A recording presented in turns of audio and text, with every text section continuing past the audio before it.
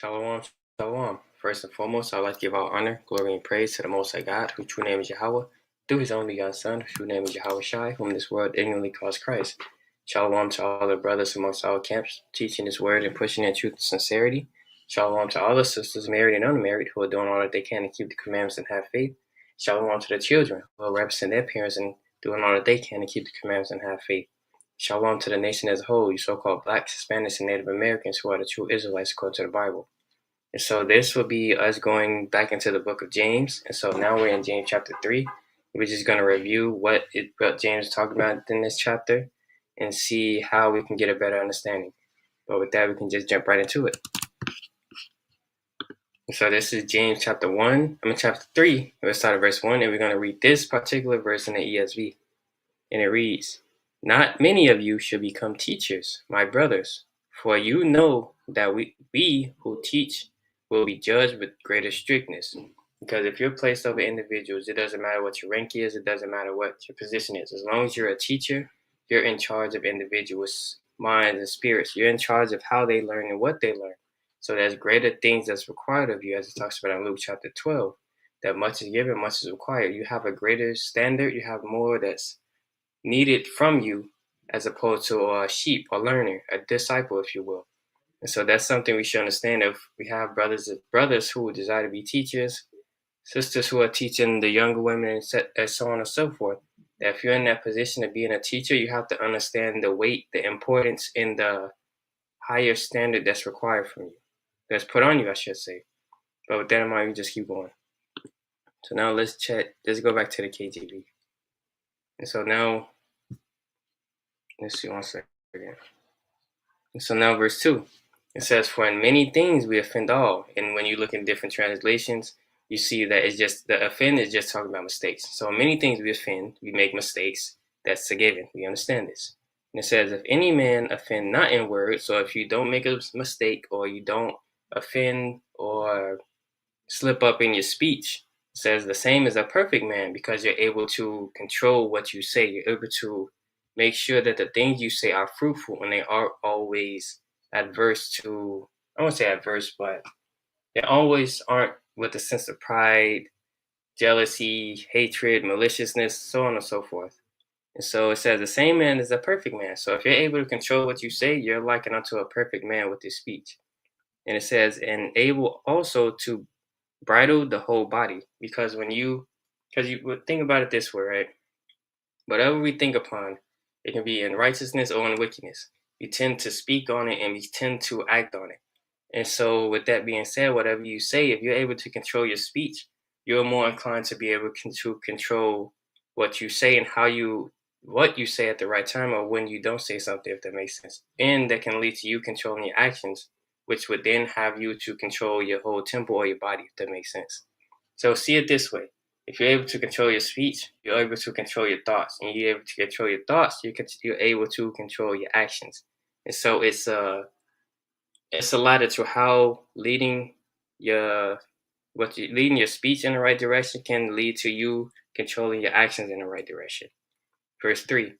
And it says, I'll read it correct. James chapter 3, and we have verse 3 now.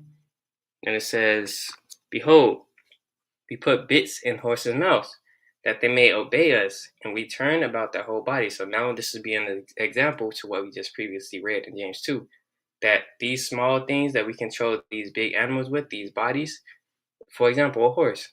You control a horse, you get it to go wherever you want to go with them having those bridles in their mouth. You turning it wherever direction you want to so that the whole body follows.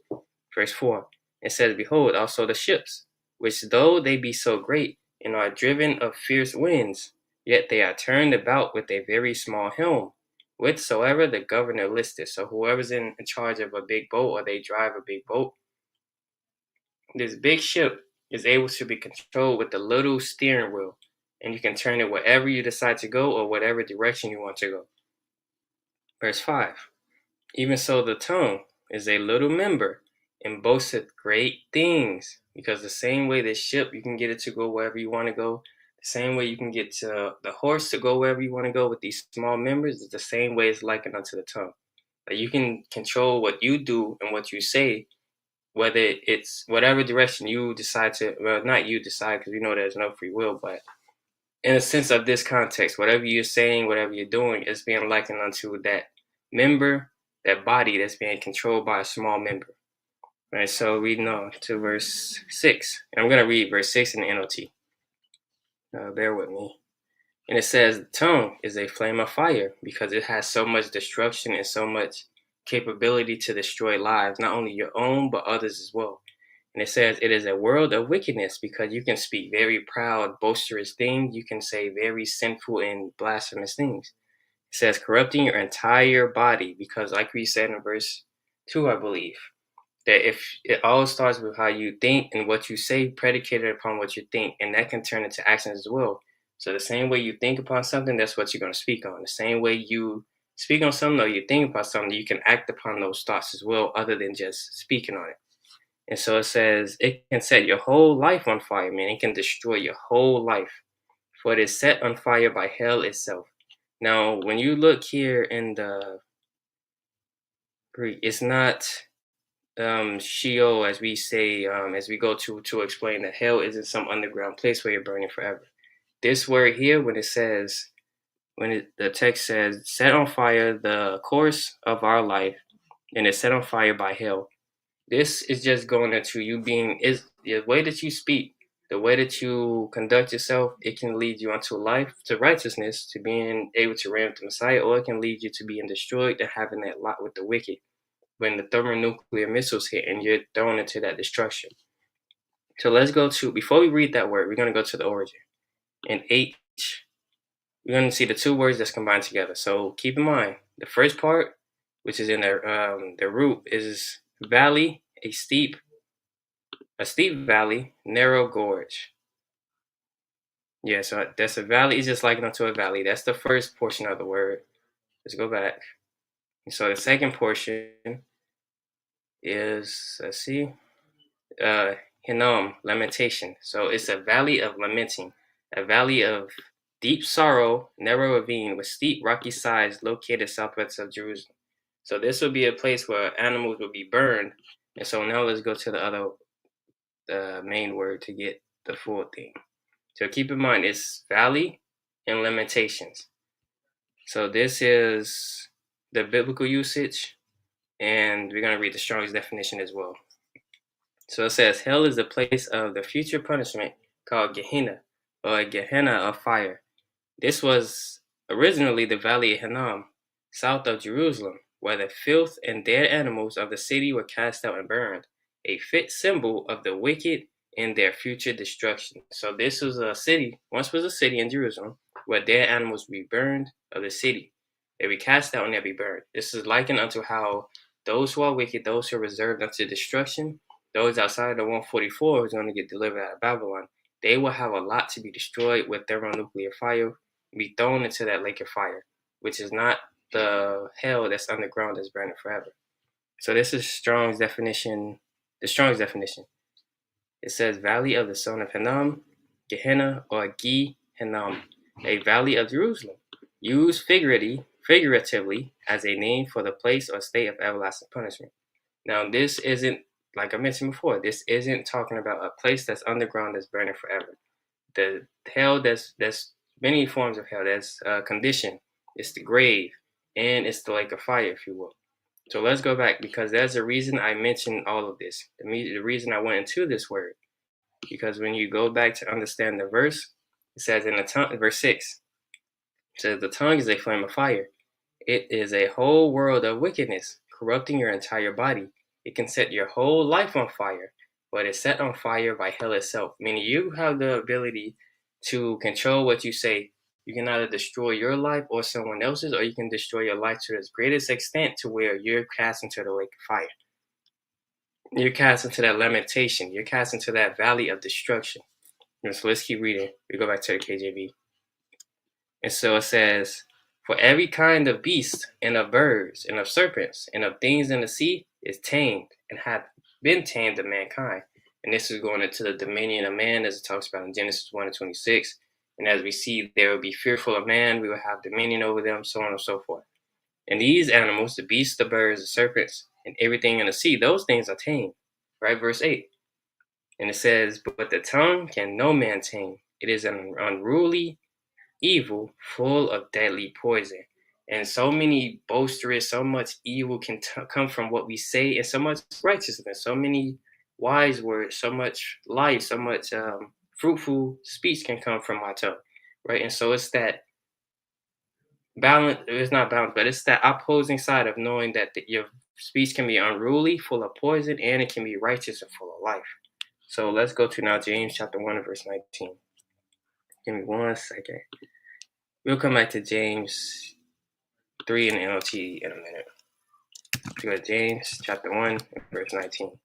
Because a lot of individuals, they don't have rule over their spirit. They don't have rule over their tongue. And so whenever they're in this hasty situation, something ticks them off, or they feel some type of emotion that just stirs up within them, they just speak rashly and hastily, and they say things that they may mean in a moment, but later upon thinking upon it, they didn't really mean it because they made haste in situations. Right, so this is James chapter 1 and verse 19, and it says, understand this, my dear brothers and sisters. Let me see 1 second. Okay. This is James 1 and 19. It says, understand this, my dear brothers and sisters. You must all be quick to listen, slow to speak, and slow to get angry. That's a trait we have to build upon. That's something you have to understand if you want to dialogue, if you want to get our people to understand who they are. If you want to speak words of life and be patient in all that we do and be humble, you have to be able to hear out matters. You have to be able to hear statements. You have to be able to hear arguments, or even just dialogue. You have to be able to listen. It doesn't matter if you agree or disagree. The point is that you have to listen to be able to give a proper response, right? So you have, with that quick listening, when you have to be quick to listen, you have to be slow to speak. Don't always try to feel so quick to just speak once you hear someone say a word. Don't feel so quick to just be inclined to react and give a response when it's not needed. And it says, and slow to get angry. Because we have many things that we experience in a sense of hearing vain speech, hearing things that's going to provoke you to get angry, hearing just foolishness day in and day out. But that shouldn't cause you to be so rash and so hasty to just either be right to prove a point, or whatever the case may be. You want to be more inclined to listen, even if it's foolish, because then you'll have a better chance to respond, and you'll be more calm and collected if you're slow to speak and slow to get angry. Because I'll give just a quick example of my experience. Whenever I reacted to something in haste and presumptuously, later thinking upon it, it was as if I didn't have to do that initially. And so moving forward from that point, I understood that if you were, and I've experienced this, like whenever you're calm, you're more reserved, you're more patient, you don't let things set you off, you don't let people tick you off or set your emotions on flame or whatever the case may be. You understand that you can react better, you can give a proper response, and you can answer and give a, like I said, a response better. So it's just about you being able to control your spirit, because you can never control what someone else does. Don't have it in your mind where you have to respond, you have to react based upon someone else's actions. That's not required, that's not needed. All you have to do is control your spirit and make sure you're humble, you're meek, you're patient, and you're not so quick to just say something just to say it. So let's go to now 2 Timothy, because this applies to how we teach individuals as well. That's dialogue in general. This is 2 Timothy chapter 2, and we're going to go down to verse 24.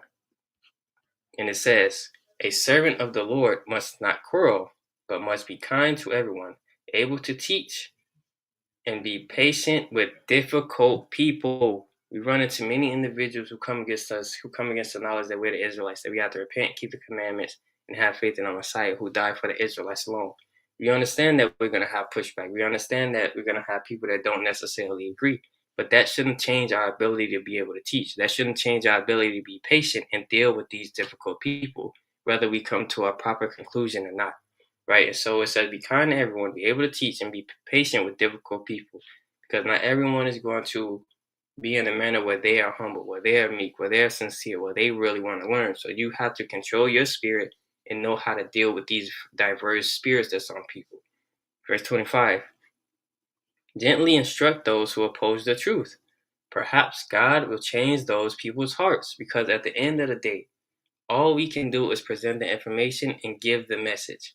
As it talks about in 1 Corinthians 3 and 6, Paul planted the seed, Apollos watered, but God gave the increase. As you read in Isaiah 66, it talks about the Most High God choosing the delusion. In Psalms 148, I forget what verse particularly, I believe it's like in the 8th or so, it speaks about the Most High God lifting the veil off their eyes, paraphrasing, of course. And so it's just giving the understanding that the Most High God, He is truly in control of if someone understands something or if they don't, right? And so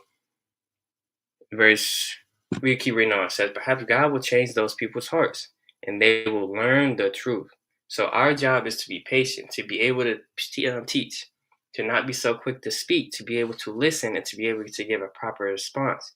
That those who oppose themselves, those who go against the law, those who go against having faith, they can have their minds changed by the Most High God at the time He chooses. And then they can learn the truth. But we have to do our job of being those patient, humble servants. Right, verse 26. It says, then they will come to their senses and escape from the devil's trap. They'll escape from all of these spirits that's on them, that's pushing them away from the Most High God by their iniquities. And it says, for they have been held captive by Him to do whatever He wants. And that being held captive is being a slave to sin. You being given over to this flesh and doing all the desires that it wants instead of doing the desires of the Spirit. So then you go to Ecclesiasticus chapter 1 and verse 19. Give me 1 second. Because it still deals with you being patient, you having control over what you say, and not being so rash with the speech. Right? So this is Ecclesiasticus chapter... Oh, I jumped the gun, Salakia. But this is Ecclesiasticus chapter 4 and verse 29. It still adds on to the point that I'm saying. And so it says... We're going to read in a couple of translations. So this is Ecclesiasticus, or Sirach 4 and 29. And it says, don't be quick to speak or lazy and negligent in your work. This is the GNT. The NRSV says, do not be reckless in your speech or sluggish in remission your deeds. The CEV says, don't be arrogant in what you say or slow and weak in what you do. The New American Bible says, do not be haughty in your speech. We're seeing over and over that you don't want to be reckless. You don't want to be so quick to speak. You don't want to be arrogant as if you know everything that you're talking about. You don't want to be haughty as saying proud and boisterous things. It's all dealing with you being able to be patient, not being quick to speak, and having rule over your tongue. So this is Ecclesiasticus chapter 1 and verse 29. And so it says, be not an hypocrite in the sight of man, and take good heed what thou speak. So don't be a hypocrite. Don't just say things just to sound good and just to look good. Follow up behind the things that you say. Don't be that person who just says things and never follows through with actions, who makes promises, who makes all these bold claims, who says all these soothing things, but never backs it up with the actions. Don't be that brother or sister. And so we all know someone who's in that type of manner. They always say they're going to do this, do that, but the actions never follow up. You don't want to be that person, brother or sister, who may watch this. So now we're going to go to Ecclesiasticus 28 and 25. We're going to read it in the CV. And it says, be just as careful to guard what you say. Always think before you speak and know when to be silent. So you have to know when the right time to speak is. You don't always have to talk. You don't always have to give an explanation for everything. Sometimes it's best to just be quiet, to hear the matter out and not even give a response. Sometimes it's better to just ignore it and move on and keep continuing this work. Sometimes you don't always need to feel that need or that desire to give someone else the satisfaction of responding to it. Sometimes you're the bigger person when you don't acknowledge. You may hear it, that's fine. You may consider the things that they're saying, but you don't always need a reaction or a response. So in having these diverse dialogues with people who aren't difficult, with people who are difficult, people who understand the Israelites and people who don't understand the Israelites, you want to be careful with the things you say, and you always want to think before you speak and think before you react. Always ask yourself, is this the best response I can do? Is this moving in wisdom or is this not moving in wisdom? Am I being hasty or am I being wise? Am I taking my time to respond or am I just so quick to respond and get an answer that I feel is right in that moment? Or give an answer I feel is right in the moment. So these are things we have to do to examine ourselves and see how our spirit is. See if we need to be more patient. See if we can build upon our spirit to do things that are more humble meat to and pray unto the Most High that he may give you the spirit of patience, that you may be put in certain situations to build your patience up, to be able to wait and just wait. And so we can now go to Ecclesiasticus 20:7. Bear with me.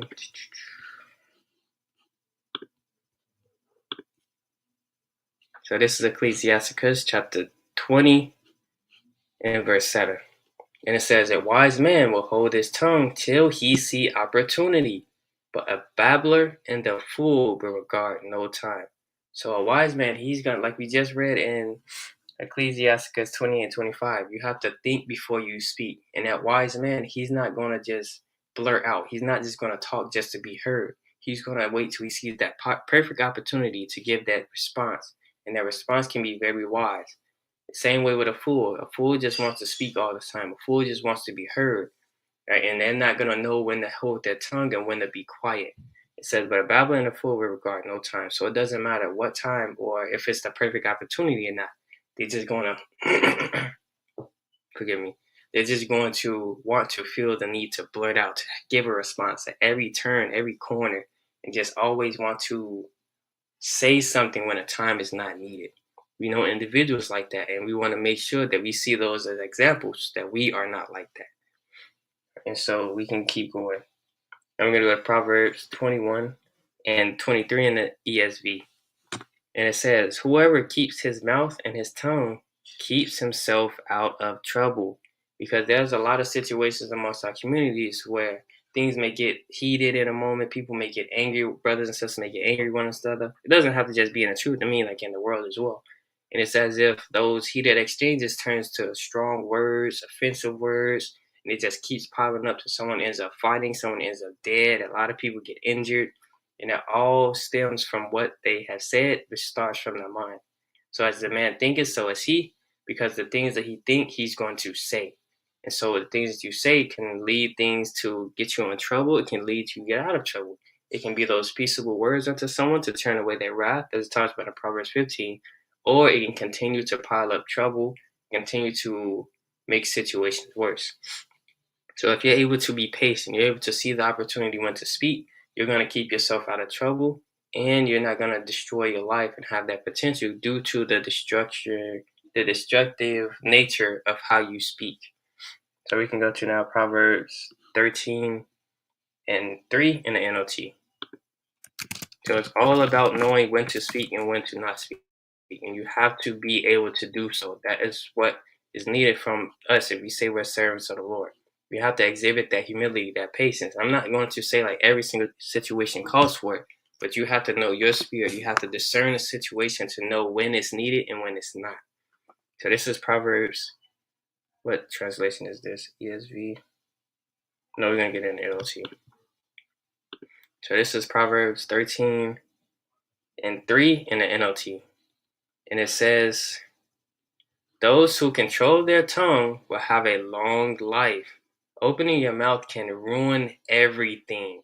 That's the destructive capability. That's that fire. That's that hell that it talks about in James chapter 3 and verse 6. Because you can also give life unto yourself. You can move in a manner to where you're always speaking peaceably. You're giving wisdom. You're encouraging. You're strengthening through your words. Or you can tear down. You can destroy people's lives with lies, slander, with hatred coming from your mouth, with maliciousness, with guile. All these things can ruin someone else's life and in turn ruin yours. And so it can also destroy your life in a bigger sense because of your blasphemy, because of the things you say that's opposed to God, the things that you do that's opposed to God, that can lead you into the lake of fire and destruction, which is that valley likened unto in James chapter 3 and 6. So understand, brother and sister, this is a very serious thing on how you conduct yourself, not only with just your words, but with how you speak as well. Let's go to Matthew 12. Matthew 12, and I believe it starts at 36. And so it says, I want to read this in the KJV, it's better.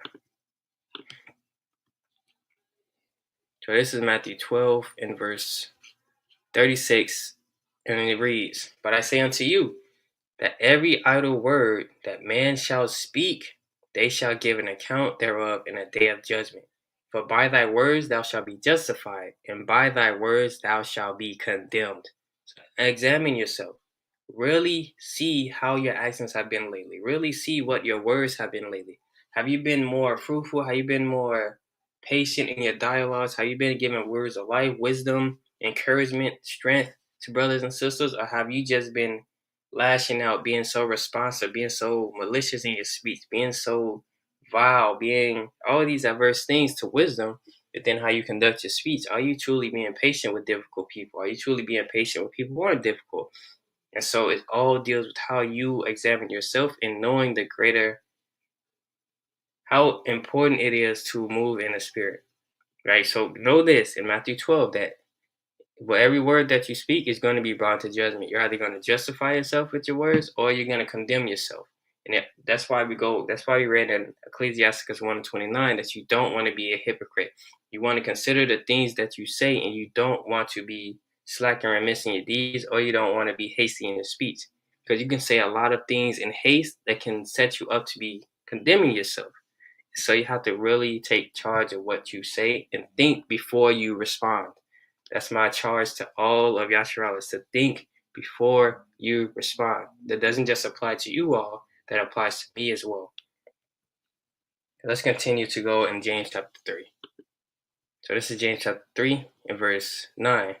Because these are the things, like we just said, you want to be able to control your speech. You want to be patient.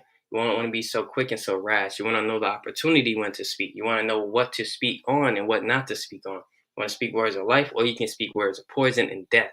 And all those things can change your situation on where you're moving in righteousness or you're moving adverse and you're moving in maliciousness, hatred, and so on and so forth. Right. And so we know there's various ways brothers and sisters use strong words, and it's not necessarily out of malicious hate. It's not just out of envy or gal towards a brother or sister. It's just the nature and manner in which they speak. They just tend to use strong words, but it's still the principle of knowing when to speak those things and when not to. And so this is James chapter 3 and verse 9. And it says, Therefore bless we God, even the Father, and therewith curse we men, which are made after the similitude of God. So it's still that idea that with our tongue, with our speech, we bless the Most High, we thank the Most High, we give our praise to the Most High. And we curse men. We also give curses unto men. We pronounce judgments that are curses unto each other, or you have other individuals that curse each other, put demonic spells on people. All these entities, they invoke those who put those spells on individuals to cause harm.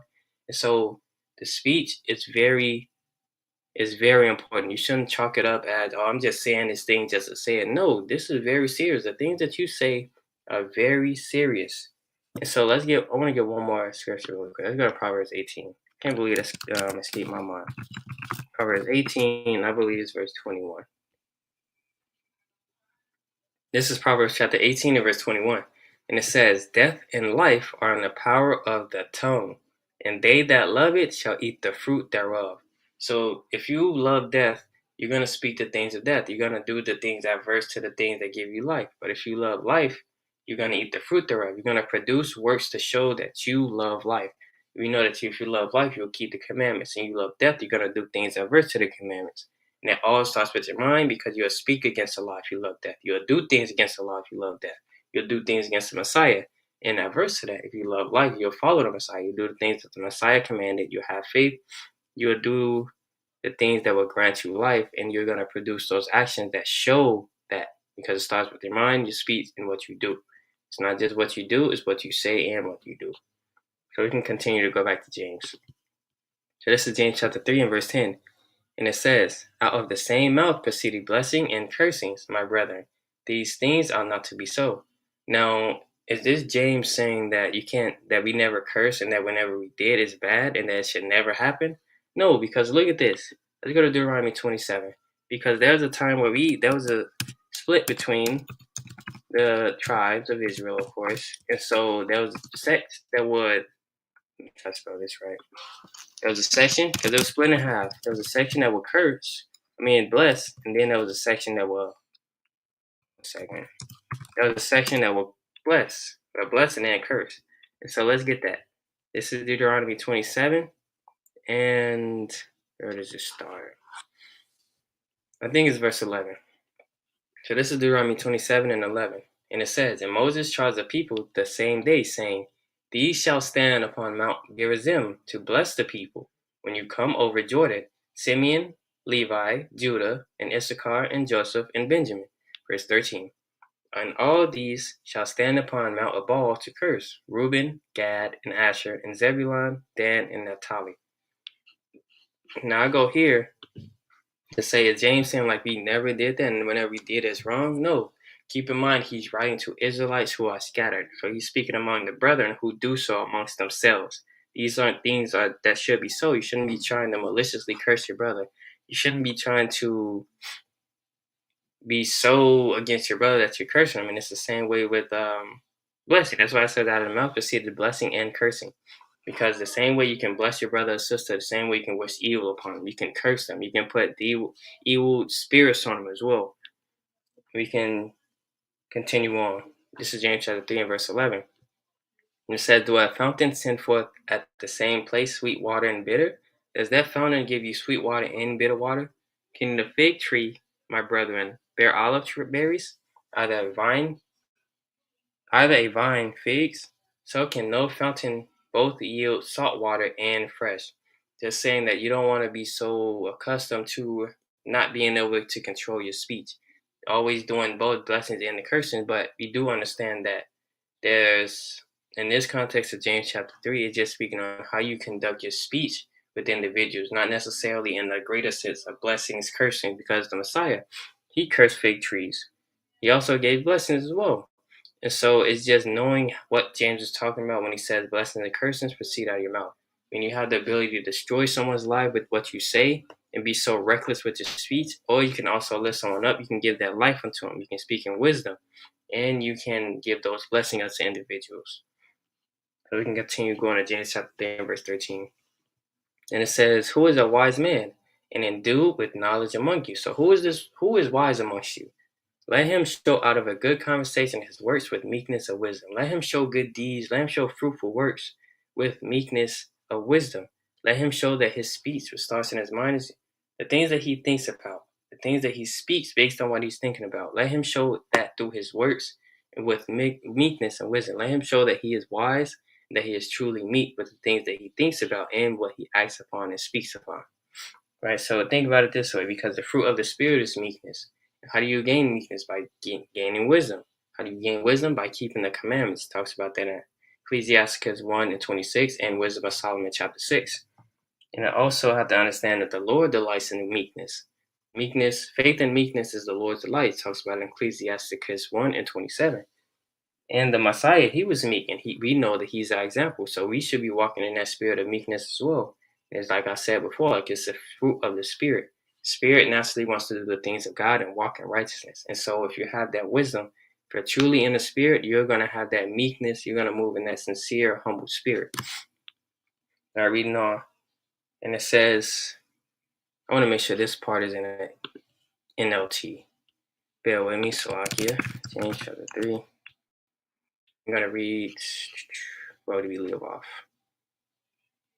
Okay, let me just start over from 13. This is James chapter 3 and verse 13. And it says, If you are wise and understand God's plan, prove it by living an honorable life, doing good works with the humility that comes from wisdom, as we just explained. But if you are bitterly jealous and there is selfish ambition in your heart, don't cover up the truth with boasting and lying. So you don't want to even speak in that type of manner when you're jealous or selfish, because remember, life and death is in the power of the tongue. You can speak blessings and cursings. You can control the things that you do in your entire body by the things that you say. And so one of the things that can come out of your mouth that is adverse to wisdom, that is adverse to righteousness or good works, is boasting and lying, pride and deceit. So you want to be careful in acknowledging when you are in that spirit, or if you're not in that spirit, staying away from it. And verse 15, and it says, For jealousy and selfishness are not God's kind of wisdom. Such things are earthly, unspiritual, and demonic, because through jealousy, through selfishness, you can do a lot of things that can lead to sin. You can do a lot of things that demonstrate hatred through your actions towards your brother or sister. And so it all triggers down to your mind, what you think, what you say based on what you think, and what you do based on what you think.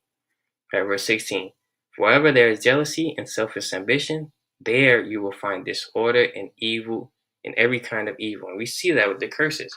We see how our brothers and sisters hate one another. That stems from the mind, and they act upon those thoughts through what they say, through what they do, and their mannerisms, so on and so forth. Even in this truth, you still have brothers and sisters moving in that spirit of jealousy and selfishness, right? And it's demonstrated by their speech and their actions. And so we can continue. James chapter 3, verse 17, and it says, "But the wisdom from above is first of all pure," because we know that wisdom comes from the Most High God. We know that He is righteous in all His works, that He is knowledgeable in everything. It says it is also peace, loving, gentle at all times, and willing to yield to others. The same thing we read about in the fruits of the Spirit in Galatians 5. And it says it is full of mercy and good deeds. It shows no favoritism and is not a respecter of persons, and is always sincere. Verse 18, "And those who are peacemakers will plant seeds of peace and reap a harvest of righteousness." Those who are peacemakers, they're going to be partial. They're not going to be partial. Well, how would you say? Those peacemakers, they're going to be sincere. They're not going to be respectful of persons. They're going to be merciful. They're going to be good in their deeds. They're going to be peace. They're going to be at peace. They're going to be loving. You know, loving is through actions. They're going to be gentle, being able to be patient, deal with difficult people, give the proper responses, and know when to speak, know when not to speak, right? Because they're walking in wisdom. Now let's go to Wisdom of Solomon chapter 6. Wisdom of Solomon chapter 1 and verse 6. Forgive me. Wisdom of Solomon 1 and verse 6. So this is Wisdom of Solomon chapter 1 and verse 6. And it says, "For wisdom is a loving spirit. It will not acquit a blasphemer of his words." So you really want to be careful of what you say. "For God is a witness of his reigns, because a blasphemer says all sins shall be forgiven." I'm paraphrasing, of course, but blasphemy of the Holy Spirit. It means, and blasphemy would just be slander or you lying on the Holy Spirit. It says, "For God is a witness of his reigns, and a true beholder of his heart, and a hearer of his tongue." That's why the Messiah says in Matthew 12 that by thy words thou shalt be justified, and by thy words thou shalt be condemned. Because the Most High God, He takes record. He knows the things that you say. He knows what's in your heart. He knows what's in your reins. He tries the reins. He measures your actions, and He's always looking upon the things that we do. Right? And so with that in mind, we should really examine ourselves and see how we're conducting ourselves, how we're moving, how we're presenting ourselves, not only what we do, but what we say and what we think, knowing that it's actions and there's consequences to those actions and to those words. These aren't just simple things that we're saying day to day. These are important things that's being held to us. And so we should consider it as such. Consider our actions, strive to move in a humble, sincere, meek, patient spirit, dealing with brothers and sisters in the truth, out of the truth, when it comes to defending the truth, and when it just comes to overall being that brother or sister who is knowledgeable, who is wise, and who is moved in the spirit of the Most High God.